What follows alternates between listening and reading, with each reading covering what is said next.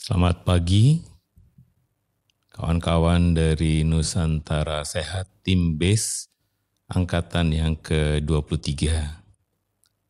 Pagi hari ini kita akan belajar tentang kolaborasi antar profesi.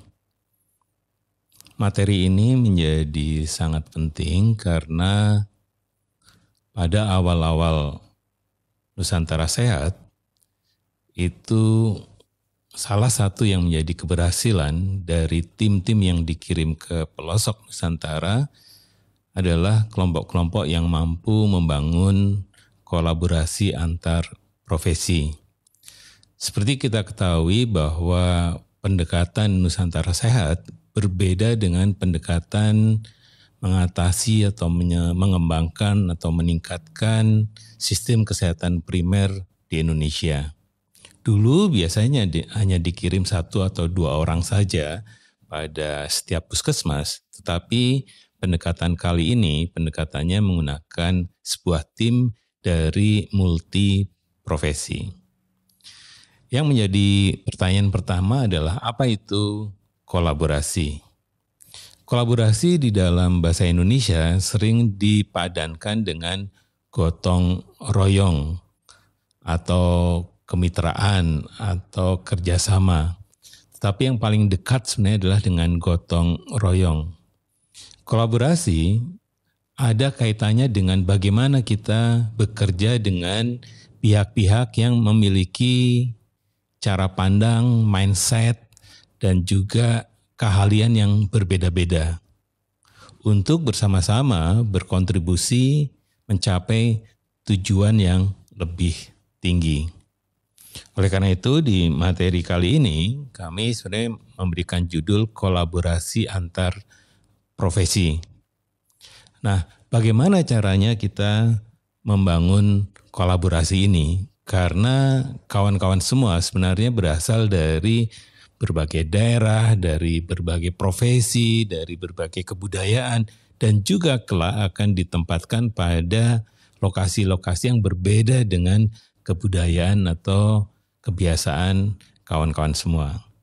Nah, di sini yang ingin saya sampaikan untuk Nusantara Sehat batch yang ke-23, pertanyaannya adalah mengapa kita harus melakukan kolaborasi? Nah, ini ada hubungannya sebenarnya dengan tujuan besar dari Nusantara Sehat.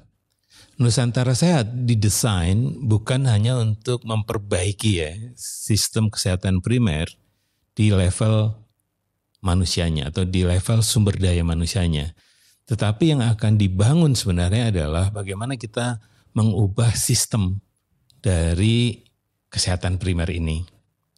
Oleh karena itu yang dituntut sebenarnya di dalam Nusantara Sehat, karena yang dikirim itu ribuan hampir 7.000 tenaga muda medis itu dikirim ke berbagai pelosok, dan di setiap puskesmas itu akan ada 5, 6, bahkan pernah ada juga ada yang 8 orang anggota timnya. Oleh karena itu tujuan dari kolaborasi ini bukan akan merepotkan wilayah yang akan dijadikan tempat berbakti Nusantara Sehat. Di sini sebenarnya tujuan dari Nusantara Sehat adalah bagaimana kita berkolaborasi untuk melakukan sebuah perubahan sistemik. Nah, pertanyaannya adalah apa itu yang disebut dengan sistem? Sistem itu mengandung beberapa unsur di sini. Bisa strukturnya, bisa relasi-relasi yang ada di PKM atau di tim Nusantara Sehat. Ada juga boleh jadi kebijakan-kebijakan PKM atau kebijakan kabupaten, kota, atau juga bisa yang lebih tinggi. Bisa juga dinamika dari para pemimpin-pemimpin, dari kekuasaan yang ada di lokal. Ada juga sebenarnya yang disebut sistem itu adalah narasinya. Karena perubahan itu adalah bukan sekedar perubahan perilaku, tapi juga perubahan narasi. Nah, di sini dalam konteks kebudayaan, apa yang dilakukan oleh Nusantara Sehat adalah sedang melakukan yang namanya revolusi kebudayaan. Bagaimana budaya sehat itu menjadi budaya seluruh warga negara di Indonesia. Nah, jadi tujuannya sebenarnya adalah bagaimana mengubah sebuah tatanan yang sekarang ada ini menjadi sebuah tatanan sosial yang lebih baik di bidang kesehatan. Itu yang pertama.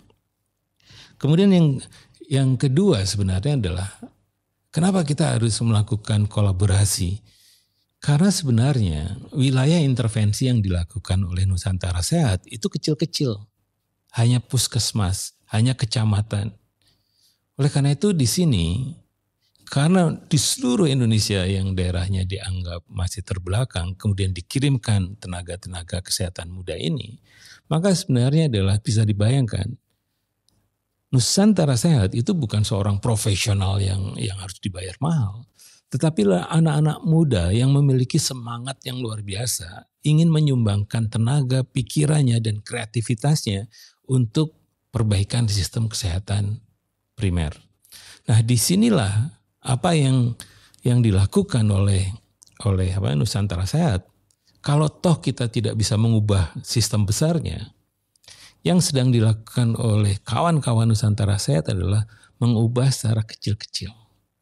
Tapi kecil-kecil ini itu saling terkoneksi, saling berkolaborasi, yang kemudian akan menjadi jaringan besar untuk mengubah sistem kesehatan primer supaya kita setara dengan bangsa-bangsa yang lain. Jadi di sini kawan-kawan Nusantara Sehat adalah the pocket of possibility. Jadi ini adalah kantong-kantong kemungkinan untuk bisa menciptakan Indonesia sehat yang prima, yang diakui oleh warganya, oleh pemerintahnya, dan juga oleh dunia. Nah, di sini sebenarnya adalah apa yang akan dilakukan itu bukan sekedar bahwa Nusantara Sehat itu menambah staf PKM di lokasi penempatan, tetapi yang sedang diintervensi oleh kawan-kawan Nusantara Sehat sebenarnya adalah bagaimana membangun kolaborasi antar aktor di tempat-tempat itu, kemudian membangun inovasi-inovasi baru di tingkat lokal, dengan juga memberikan impian-impian besar, sehingga yang sedang dibangun oleh Nusantara Sehat sebenarnya adalah sistem ini saling terkoneksi. Jadi kawan-kawan sebenarnya adalah seorang konektor yang kemudian ada peluang untuk mengeksplorasi peluang-peluang baru, bukan hanya untuk memecahkan masalah di lokasi, tetapi juga menciptakan atau mengeksplorasi peluang-peluang baru untuk perbaikan sistem kesehatan. Nah, oleh karena itu, yang akan dilakukan Nusantara Sehat sebenarnya adalah sedang creating transformation. Nah, transformasi itu ada dua level. Yang pertama adalah levelnya mainstreaming atau pembaruan. Pembaruan adalah memperbaiki apa yang ada di sistem sekarang tentang tata kerjanya, cara kerjanya, kecepatannya, kemudahannya, dan sebagainya.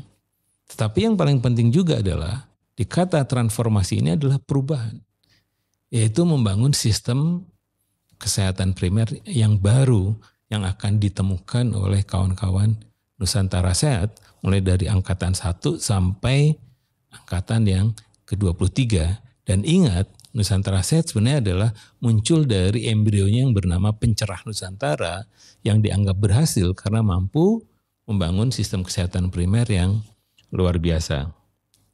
Nah, di sini Nusantara Sehat sebenarnya harus dilihat dari 3 level. Level yang pertama adalah Nusantara Sehat itu adalah sebuah konsep tadi. Konsep untuk perubahan sistemik. Itu ada kebijakannya yang menjadi program dari kepemerintahan selama 8 tahun terakhir ini. Tetapi yang menarik sebenarnya Nusantara Sehat itu juga adalah sebuah proses belajar. Karena sebelumnya tidak ada, sehingga apalagi kita menghadapi pandemi berapa sampai hari ini. Tapi yang paling penting adalah Nusantara Sehat adalah proses-proses sosial untuk belajar bagaimana kita menjadi bangsa yang sehat. Dan kemudian yang menjadi menarik sebenarnya adalah Nusantara Sehat itu adalah sebuah gerakan. Inilah gerakan yang bisa membuat Indonesia berubah menjadi sebuah bangsa yang hebat.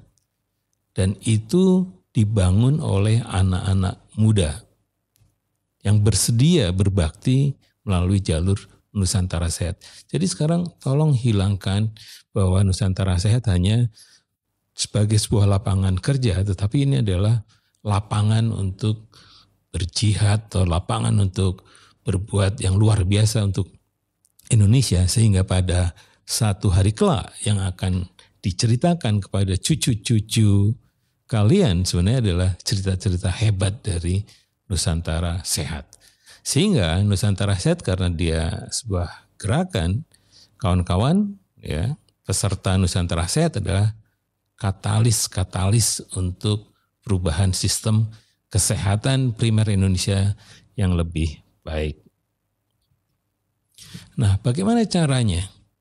Kalau kita muda-muda, maka sebenarnya yang kita akan bangun selama 3 pertemuan ini, ya, mulai hari ini, kemudian tanggal 21 dan nanti pertemuan di Ciloto, kita memperkenalkan apa yang disebut dengan asset-based thinking. Karena kolaborasi itu sebenarnya berangkat dari kekuatan-kekuatan yang kita miliki, bukan dari kelemahan-kelemahan yang kita miliki. Oleh karena itu, asset-based thinking itu sebenarnya adalah satu pendekatan yang bertumpu pada kekuatan-kekuatan yang ada di level individu, di level tim, dan juga di level situasinya dibuat dari sebuah problem menjadi sebuah peluang. Jadi menjadi Nusantara Sehat pada galibnya sebenarnya adalah menjadi petualang perubahan sosial. Kawan-kawan sebenarnya seorang change maker, bukan sekedar ya menambahkan ya absen pada Nusantara Sehat. Oleh karena itu di asset based thinking nanti yang akan dipandu oleh para co-fasilitator itu akan melalui 4 tahapan penting. Yang pertama adalah discover, yaitu menemukan kekuatan-kekuatan yang ada, baik di level personal maupun di level tim. Yang kedua adalah menangkap impian-impian personal dan juga impian tim yang disebut dengan practical vision yang ingin dicapai dalam 2 tahun ke depan. Dan kita juga akan belajar tentang design thinking, bagaimana merancang program-program perubahan sosial dengan menggunakan design thinking. Dan yang terakhir adalah bagaimana kita melakukan inovasi-inovasi yang bisa dilakukan oleh Nusantara Sehat. Jadi demikian ya pengantar materi kolaborasi antar profesi. Selamat belajar, selamat bekerja sama, selamat berkolaborasi antar anggota tim, dan juga jangan lupa ciptakan inovasi-inovasi kesehatan yang luar biasa bagi penempatan Nusantara Sehat Anda untuk Indonesia dan untuk dunia. Sampai jumpa.